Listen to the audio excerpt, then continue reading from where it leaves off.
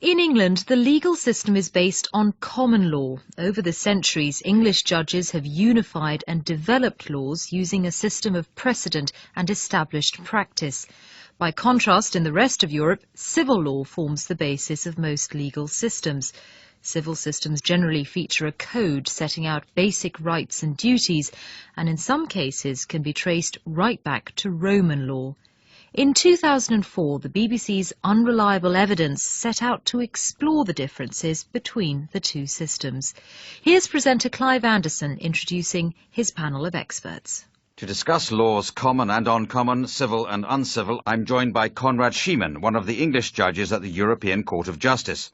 Hugh Mercer is a barrister specialising in EU competition law, public and private international law. He's appeared in cases involving the European Commission. Professor Basil Markasinis, who has joined us on this programme before, is a leading expert on comparative law. Professor John Bell is another distinguished academic expert, currently Professor of Law at Pembroke College, Cambridge. Well, a distinguished panel. Professor Markasinis, how would an ordinary person, maybe an ordinary litigant, recognise the difference between a court with historical basis of the civil law or the common law?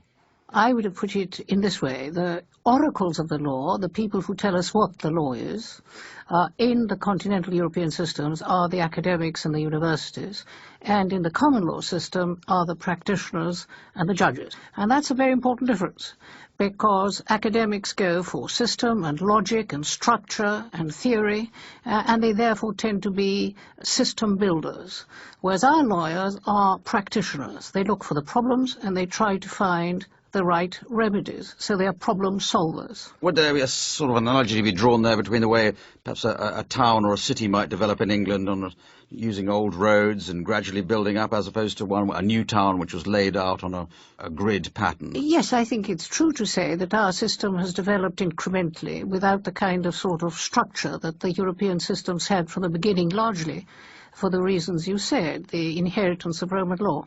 But these differences are being attenuated in practice. And gradually, I think, we're all moving together. There's a give or take. We are adapting to their ideas, and they're taking many of ours. Can I just talk to Professor John Bell? Now, I've mentioned that under the civil law system, greater respect is given to academic lawyers. So do you look forward to your views as a professor of law having more weight, possibly, with English judges as they approach their judging? Well, certainly some English lawyers are having considerable weight with English judges already, and I think the pattern in what are called civil law systems is actually quite variable. In the areas that I specialise in, which are administrative law and public law, most European systems are actually judge-made in developed principles. Often the main doctrinal writers are practitioners and not academics. So this blurs the distinction then? That blurs the distinction. I think it depends very much on the branch of law that you're operating. In private law, that has tended to be developed from Roman law. Those principles were taught first in the universities and then exported to the practitioners. In public law, which is the base for the European Convention on Human Rights, and also in constitutional law, which relates as much to the European Union as well, there are influences very much from the practitioners, and there's a debate between the practitioners and the academics, which is a very fruitful one. So I think what is happening already is that within the civil law systems there is much more of a mix than perhaps is characterised by the stereotypes that we often use. Well, Hugh Mercer is a practitioner in this area of the law. Is anxious to say something? If one looks at the European Court of Justice, where, of course, Judge Szyman sits, this court, particularly since 1973, has built up what is equivalent to a common law system, a system built up on decided case law, influenced by academics, but academic writers possibly don't have quite the same force as they would in the standard civil law system. A case which came to mind was the transoceanic paint case, one of the early cases on the right to be heard. The European Commission had taken a decision granting an exemption to a company with a particular condition attached to the exemption, and the company concerned had not been consulted on the content of the condition. And Advocate General Warner, the British Advocate General of the time, looked at the different systems, found the French and Belgian and Italian systems essentially lacking on this point, and lifted the Audi Alteram Partem rule from English law, and then applied that as a rule of community law. A very English-sounding rule that he brought in. Anyway, you're painting a good picture there of the development of the law. But can I just ask Judge Sheeman in the European Court of Justice, does it make any practical difference to you, sitting as a judge there? Have you had to adapt your judging ways to fit in with the European way of doing things? Very much so, indeed. The position here is very noticeably different at first blush in procedural terms because of the language problems. We are now a community of 19 different languages, which means that we may be addressed in any one of 19 different languages in court with simultaneous translations, which is a great inhibition in having the law hammered out in court in the same way as traditionally has been done in England. Well, any flowery advocate would find that rather irritating to have his words translated, and a rather more precise construer of statute would equally find the arguments must tail off into translation points. Does that cause problems? Yes, it does, which is why we tend to rely much more on written material, which too may need to be translated, but there is more time for the translators to get precisely the right word, and also for the national judge who happens to speak that language to be able to nuance it as required. But there is a language problem which affects partly the use of the actual words, but also in a rather cultural sense, also sometimes the conceptual way of talking.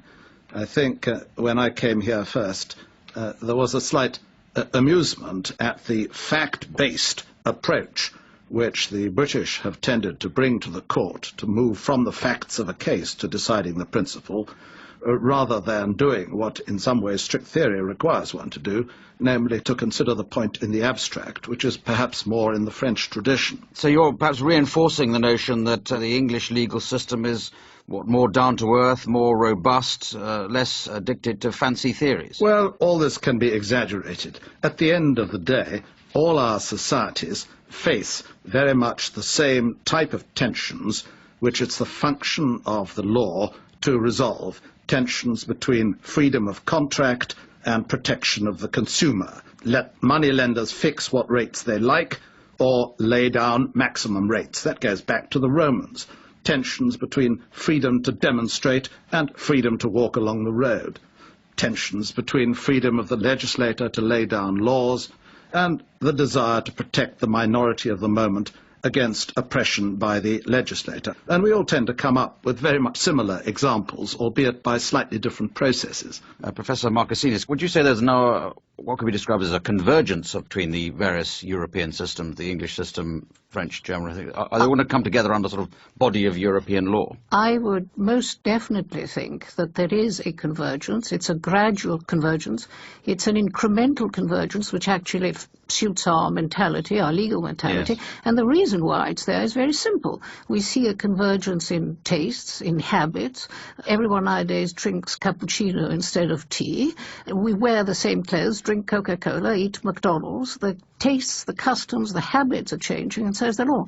But in addition to that, you have the globalization phenomenon. You have the fact that more companies are operating across borders. And, of course, where companies go, lawyers usually follow. Professor John Bell. I would add two things to that. Firstly, in public law, we have very common rules in the European Convention on Human Rights, where people work together as a team in the court in Strasbourg to try and create rules which can apply to different countries, so that we are looking at cases now in England which are bits of litigation in Austria or in Turkey. So that's one thing.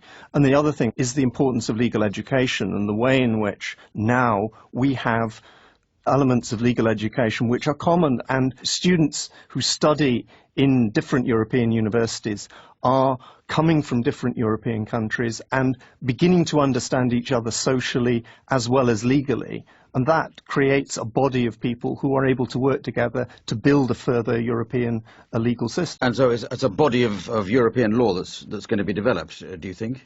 There will also be national laws that will be different. There will be experimentation. There will be procedures that are different. But there are common values, there are common ideas. How we work those through in practice is often going to be different, just as within the United Kingdom we're used to the Scots and the Welsh and the Northern Irish doing things differently, say in education, from the English. Fascinating to learn from that discussion how the English common law is changing and developing because of a cross-fertilisation with civil law systems. Was essentially lacking on this point and lifted the audi alteram partem rule from English law and then applied that as a rule of community law.